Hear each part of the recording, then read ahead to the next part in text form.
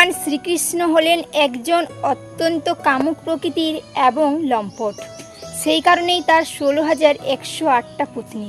না, এ কথাটা আমি বলছি না, কিছু মূর্খ মানুষ এই রকম মন্তব্যই করছে। তো আসুন আজকে সত্য ঘটনাটাই তুলে ধরি। প্রায় 5,000 বছর আগে নরকাসুর নামে একজন অসুর 16,100 রাজকন্যাকে তার রাজ্যে তুলে নিয়ে যায় এবং সেই রাজকন্যাগুলিকে বন্দি করে রাখে এবং পতিতা করার জন্য উদ্গ্রীব হয়ে ওঠে।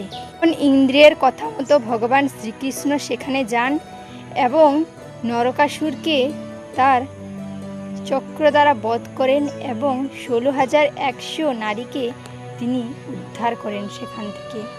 এবং তখন সমাজের এমনই ভয়ঙ্কর কিছু নিয়ম ছিল, যেমন কোনো নারী বা স্ত্রী যদি একটি রাত ঘরের বাইরে থাকে তাদের কর্তৃপক্ষ ছাড়া, তাহলে তাদেরকে অশুভ বা অপয়া বলে ধরা হতো এবং তাদেরকে তাদের স্ত্রী পুত্র কিংবা মাতা পিতাকে ত্যাগ করতে হতো।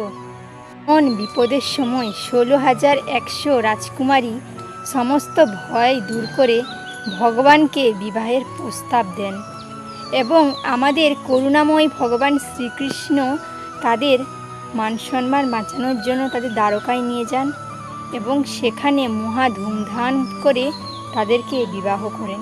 তাদের যেন কোনো অসুবিধা না হয় সেই জন্যে স্বয়ং বিশ্বকর্মা দেব 16,100 রাজকুমারীর জন্য এক একটি করে রাজমহল তৈরি করেন এবং অসংখ্য দাসদাসী তাদের সেবা করার জন্য থাকে।